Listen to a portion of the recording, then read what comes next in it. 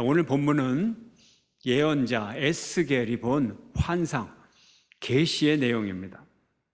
이스라엘이 바벨론에 망하고 에스겔은 포로로 사로잡혀서 이제 바벨론에서 유배 생활을 하면서 하나님의 계시를 예언하고 있습니다.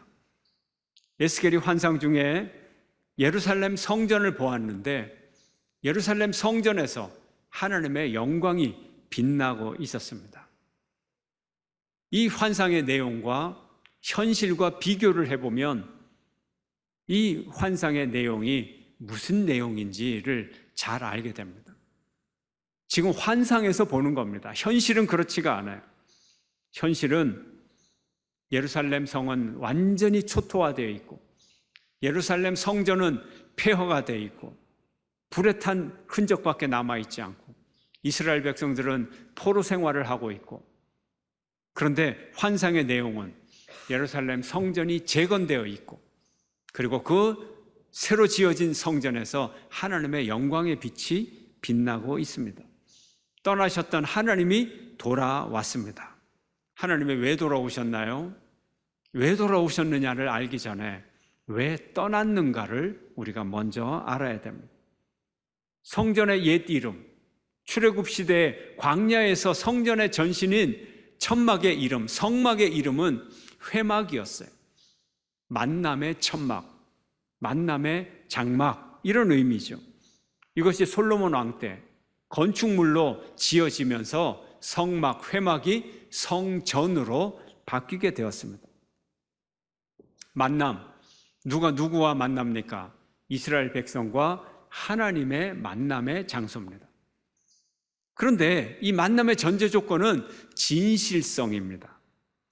백성들에게서 진실성이 사라져서 이제 이 만남의 의미가 사라졌습니다. 만남이 파괴가 되었습니다.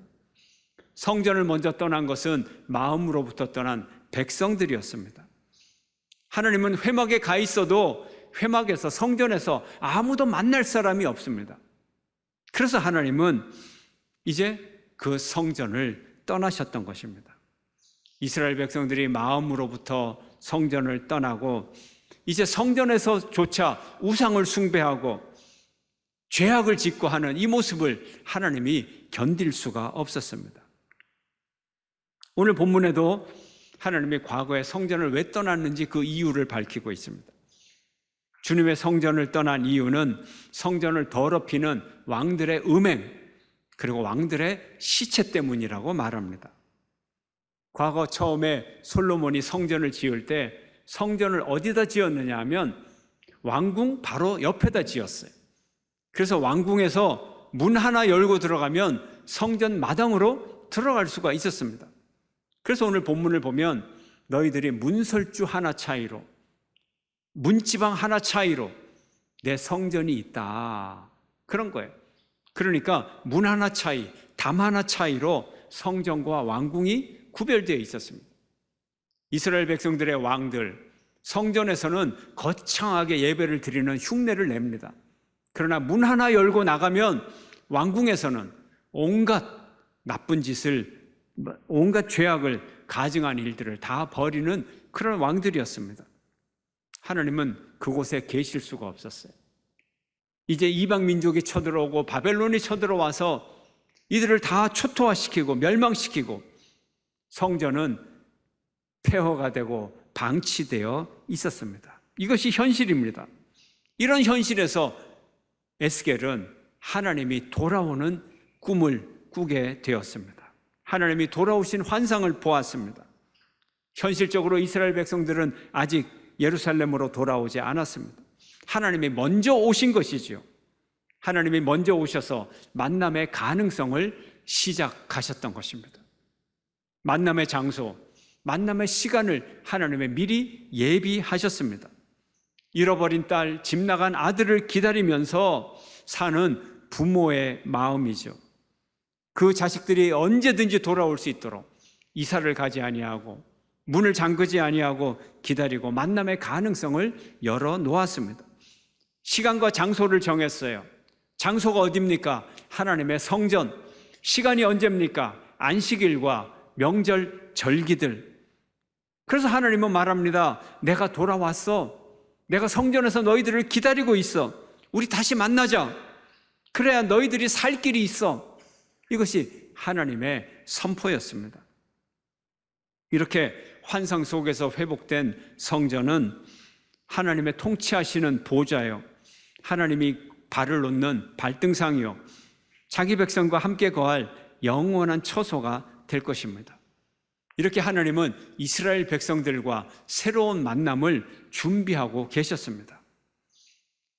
우리가 코로나19 사태를 지나면서 최대의 재앙은 예배의 중단입니다. 물론 예배 중단이 아니라고도 볼 수가 있죠. 우리가 예배를 완전히 중단한 것이 아니라 다른 형태의 예배를 드린다, 틀린 얘기는 아닙니다. 또 우리가 대안 예배를 드린다, 하나의 대안이다, 틀린 얘기는 아닙니다. 긴급 상황 예배를 드린다, 이 말도 틀린 얘기는 아닙니다. 그러나 꼭 맞다고는 볼 수가 없습니다. 예배 중단은 우리로 하여금 하나님으로부터 멀어지게 합니다. 왜? 무슨 이유로? 왜 멀어지게 할까요? 우리가 하나님을 만나는 이 경험, 하나님을 만나는 진실한 경험, 그리고 농축된 경험, 이것을 우리가 경험할 수 없기 때문에 그렇습니다. 우리가 교회로 모이는 회집의 근본적인 성경적 기준이 두 가지가 있습니다. 하나는 정결법이요, 하나는 안식일법입니다. 먼저 정결법을 보면 우리 교회가 코로나19 감염을 예방하기 위하여, 확산을 막기 위하여 일정한 시간 격리를 합니다. 우리 성도들이 서로 격리되어 있어요. 여기에는 의학적인 근거뿐만 아니라 성경적인 근거가 뚜렷이 있습니다. 레위기를 보면 상당한 양을 정결법에 할애하고 있습니다. 이것도 부정하다, 이것도 부정하다. 이렇게 되면 정결하다, 이렇게 되면 정결하다. 아주 긴 규정들이 있어요. 그래서 부정한 사람은 성막이나 또 주거지에 거주하지 못하고 자가 격리를 하든지 아니면 성 바깥으로, 진영 밖에 가서 멀리 가서 격리를 하도록 그렇게 되어 있는 것이 정결법의 규례입니다. 예를 들어 임산부를 부정하다 그랬어요. 일부러 부정하다고 했어요. 그래서 아들을 낳으면 7일 동안 부정하고 여아를 낳으면 14일 동안 부정해서 격리하게 돼 있어요. 왜 격리를 하나요? 보호하기 위해서. 이게 정결법이에요. 그리고 이것을 어기면 아주 엄벌에 처합니다. 전염병에서 걸리지 않은 정결한 사람만이 회막 예배를, 하나님을 만나서 예배를 드릴 수 있었습니다. 오늘날에도 우리가 그렇게 하고 있습니다. 두 번째, 우리 예배의 근거는 안식일법입니다. 정결법보다 안식일법은 더 엄격한 규정입니다. 안식일 준수는 목숨을 걸고 지켜야 하는 계명이고, 안식일법을 어기면 죽음이 찾아옵니다. 그래서 안식일법이 정결법보다 훨씬 상위에 있습니다. 정결법이 뭐예요? 정결함만을 위한 것이 아니라 정결한 예배를 드리기 위한 법이기 때문에 그렇습니다. 그 목적은 안식일을 거룩하게 드리기 위한 정결법인 것입니다.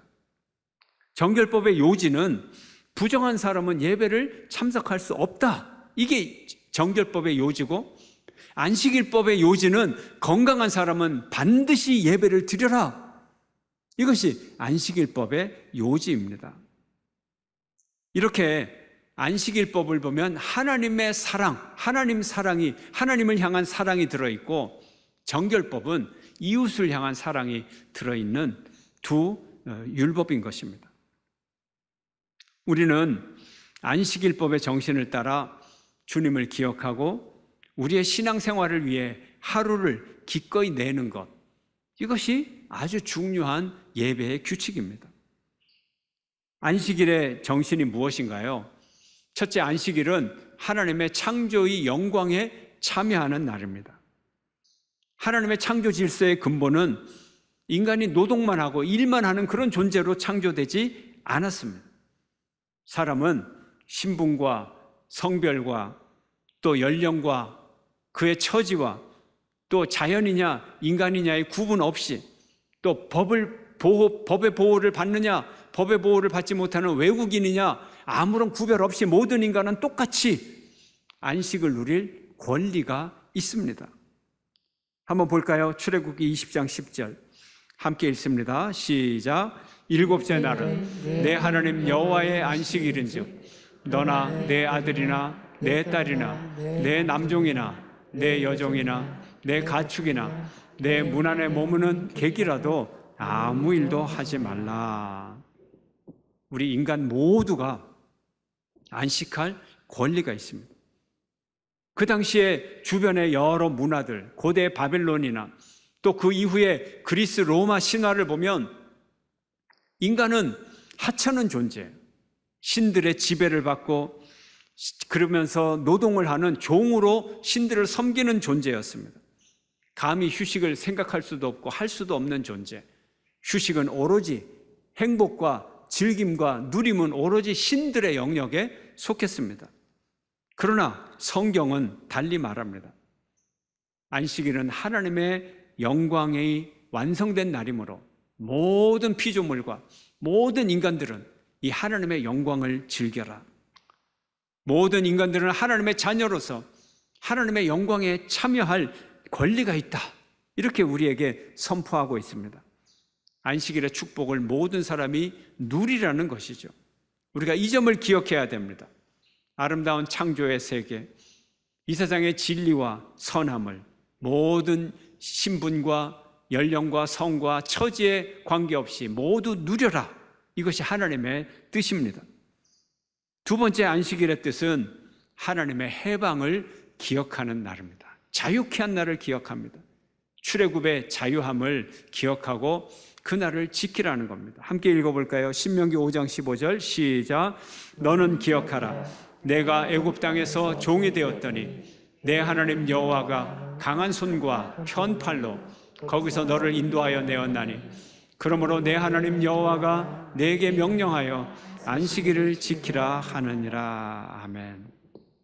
성경의 안식일 전통이 이제 우리 교회에서는 주일 성소의 전통으로 이어져서 내려오고 있습니다. 주일 성소는 우리 신앙의 근본입니다. 아주 중요하고 가장 중요합니다. 그럼 왜 중요한가요? 주일 성소가 왜 우리의 삶의 근본인가요? 우리가 일주일 동안에 주일로 지키는 이 시간은 아주 특별한 시간입니다. 우리의 예배 시간은 특별한 시간입니다. 우리는 시간을 두 가지 종류로 말할 수 있습니다. 크로노스의 시간, 카이로스의 시간이라고 말할 수 있습니다. 그런데 우리가 예배드리는 이 시간은 카이로스의 시간입니다. 시계가 째깍째깍 가고 아침에 해가 떠서 해가 지고 달력을 넘기는 시간, 물리적인 시간, 이 시간을 크로노스의 시간이라고 합니다. 그런데 이 크로노스의 시간 말고 또 다른 시간이 있는데 그 이름이 카이로스의 시간입니다. 특별한 시간, 농축된 시간, 깊은 의미로 흐르는 시간, 아주 특별하게 무게 있는 시간, 중요한 시간, 이게 카이로스의 시간입니다.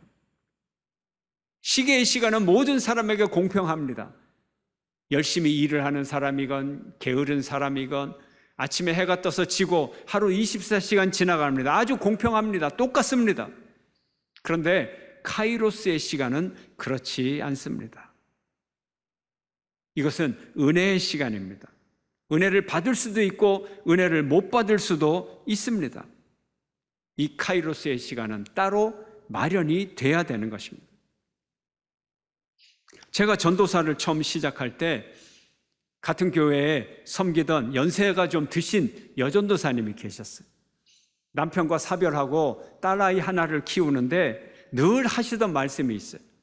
나는 결혼도 하고 그리고 남편 사랑도 받아보고 딸아이도 낳고 또 딸아이를 저렇게 크고 행복하게 잘 키우고 있으니 나야말로 행복한 여자다. 이렇게 항상 입버릇처럼 얘기를 해요. 그런데 남편 사랑 받아봤다는 그 시간이 1년이 채 안 돼요. 신혼생활에 남편이 갑작스러운 건강의 문제로 세상을 떠나게 되었어요. 이분에게 있어서 1년의 신혼생활, 이것 속에 1년이라는 시간 속에 평생의 부부생활이 농축되어 있는 거예요. 1년의 사랑이 평생을 지탱하는 사랑의 무게를 가졌습니다. 그만한 무게, 그만한 깊이가 있는 시간이라는 겁니다. 그래서 주님은 말합니다. 안식일을 기억하여 거룩하게 지키라. 이 카이로스의 시간에 하나님의 은혜의 무게가 담겨 있습니다. 안식일은 카이로스의 시간을 마련하는 겁니다. 하나님께서 일하시는 시간, 은혜 베푸는 시간, 농축된 시간, 무게를 가진 시간, 깊이로 흐르는 시간, 두께를 가진 시간이에요. 안식일날 이 축복을 받지 못하면, 주일날 이 축복을 받지 못하면 세상에서의 그 오랜 시간의 날이, 그 모든 시간의 의미가 아무런 의미가 없어지는 거예요. 카이로스의 시간을 반드시 가져야 되는 거예요. 하나님께서 저를 부르실 때 내가 장래를 위해서 무슨 진로를 가야 되나 고민하고 기도하고 하나님의 답이 오질 않는데 어느 날 갑자기 하나님께서 답을 주셨어요. 음성을 들려주셨어요. 제 이름을 부르고 저에게 십자가를 지어주셨어요. 불과 얼마 안 되는 짧은 시간이에요. 그 시간이 몇 초가 됐는지, 그 시간이 몇 분 걸렸는지 제가 알 수가 없어요. 지극히 짧은 스토리예요. 그런데 바로 그 몇 초의 시간, 1분도 안 되는 그 시간이 내 삶에 큰 기쁨이 되고 내 삶을 인도하는 믿음의 원천이 되는 그런 시간이 되었습니다. 안식일을 기억하고 거룩하게 지키라.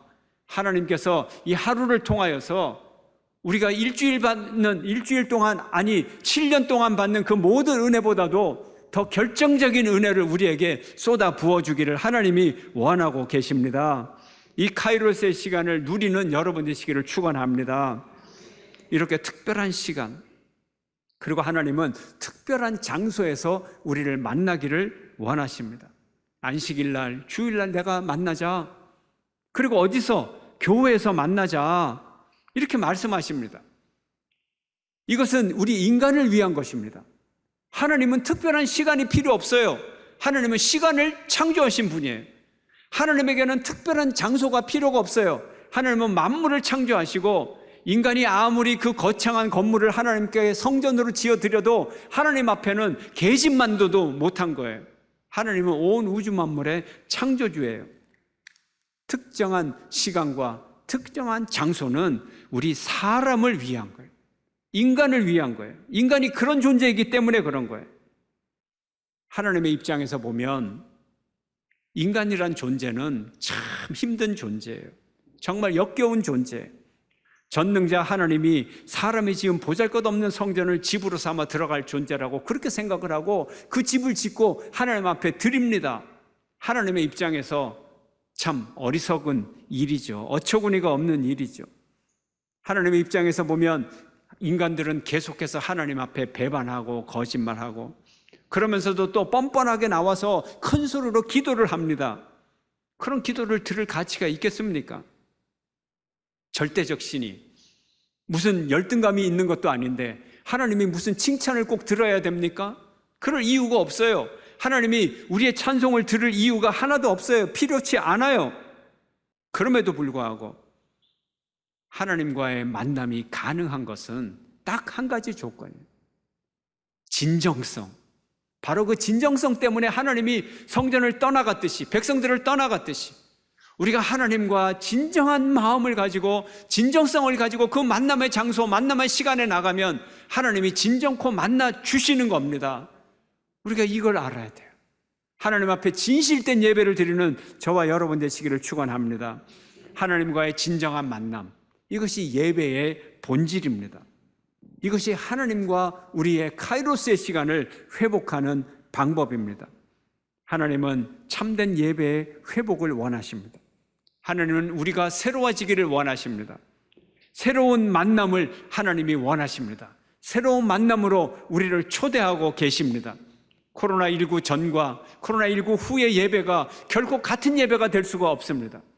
우리는 하나님을 만나지 못하다가 하나님께서 예비한 새로운 시간에, 새로운 장소에, 새로운 마음으로 하나님을 만나게 될 것입니다. 과거의 예배와는 다른 더 진정한 만남으로 하나님을 만나는 여러분 되시기를 축원합니다. 카이로스의 하나님의 축복이 여러분에게 임하기를 축원합니다. 다윗은 평생 하나님의 성전을 사모했어요. 여호와의 집, 여호와의 성전입니다. 내 평생의 선하심과 인자하심이 반드시 나를 따르리니 내가 여호와의 집에 영원히 살리로다. 내가 여호와께 바라는 한 가지 일, 그것을 구하리니 곧 내가 내 평생의 여호와의 집에 살면서 여호와의 아름다움을 바라보며 그의 성전에서 사모하는 그것이라. 이것이 다윗의 기도였습니다. 다니엘은 기도했어요. 언제, 어디서, 어떻게 기도했나요? 언제? 하루 3번, 어디서? 골방에서. 어떻게? 예루살렘을 향하여 기도하기를 쉬지 않았습니다. 다니엘이 이 조서에 왕의 도장이 찍힌 것을 알고도 자기 집에 돌아가서는 윗방에 올라가 예루살렘으로 향한 창문을 열고 전에 하던 대로 하루 3번씩 무릎을 꿇고 기도하며 그의 하나님께 감사하였더라. 하나님을 만나는 자리, 하나님을 만나는 시간을 사모하는 우리의 신앙의 선배들의 삶입니다. 삶의 자리에서, 생활의 시간에서 하나님을 체험하지만 그러나 우리에게는 더 특별한 시간, 더 특별한 장소가 필요했습니다. 농축된 만남의 시간이 필요합니다. 이 만남, 이 오리지널 만남을 우리가 가져야 됩니다. 매일에 정해진 시간, 그러나 매일에 정해진 일상보다도 더 특별한 시간을 통해서 하나님은 우리를 만나 주십니다. 하나님께서 가장 진실된 만남의 장소와 시간을 새롭게 정하셨어요. 이제 우리는 하나님을 새롭게 만나는 마음으로, 우리의 영혼을 새롭게 출발하는 마음으로 새롭게 시작된 이 예배를 가지고 하나님 앞에 나가야 됩니다. 특별한 시간과 특별한 장소를 구별하고 교회에서 예배를 드리는 것, 이것이 우리의 평생을 통하여 중요한 일입니다. 우리는 연약한 존재지요. 우리는 흔들리는 존재지요. 우리는 너무나 쉽게 넘어지는 존재지요. 혼자서는 무엇이든 잘 유지하지 못하는 존재입니다. 영상 예배를 드리면 예배라기보다는 인간 강의를 듣는 것 같고 집중하기 힘들고 왔다 갔다 하고 산만하고 그렇습니다.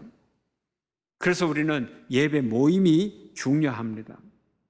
우리가 늘 불안전하고 불규칙적이고 유동적이고, 그래서 우리 인간에게는 법이 필요하고 질서가 필요하고 룰이 필요하고 그리고 습관이 필요하고 우리의 삶에 형식을 부여해야 우리의 삶이 유지가 되는 존재입니다. 그래서 우리는 룰, 규칙, 제도, 습관, 리추얼, 이런 것이 없으면 하루아침에 우리의 삶이 무너져 버리는 그런 경험을 가끔 할 때가 있습니다. 우리 인생이 물처럼 쏟아지기 쉽다는 거죠. 그래서 제도를 잘 만들고 하나님이 주신 율법을 우리가 잘 지킬 때 우리의 신앙이 그릇 속에 담겨지게 되고, 넘어지기 쉬운 우리의 신앙이 굳건한 기둥 속에서 받쳐지게 되는 것입니다. 이것이 하나님의 율법입니다. 우리의 신앙에서 교회의 규칙 다음으로 중요한 곳이 가정이죠. 하나님이 주시는 생명이 가정을 통하여 이어져 갑니다. 말씀을 배우고 신앙을 전수하고 습관을 익히고, 이것이 다 인격을 만들어 나가고 이것이 다 가정에서 일어나는 일입니다. 하나님이 그 가정을 떠나버리면 어떻게 되겠어요? 예루살렘 성전을 하나님이 떠나듯이 떠나면 어떻게 되겠어요? 하나님이 떠나지 않는 가정이 되기를 주의 이름으로 축원합니다. 하나님이 다시 돌아오는 가정, 그래서 내가 이 가정에 영원히 거하겠다고 하는 가정, 하나님이 임재하는 가정을 만드는 여러분 되시기를 축원합니다. 가정의 습관 가운데서 하나님의 말씀을 배우고 나누고 하나님의 말씀에 대한 묵상이 있는 가정, 하나님의 말씀을 따라 교훈하고 훈계가 있는 가정, 그리고 기도의 가정이 되기를 축원합니다. 산 예배가 있는 가정, 하나님의 은혜가 임하는 생활이 있는 가정, 이런 모든 가정, 또 이런 교회 함께 가꾸어 나가는 저와 여러분이 되시기를 주의 이름으로 축원합니다.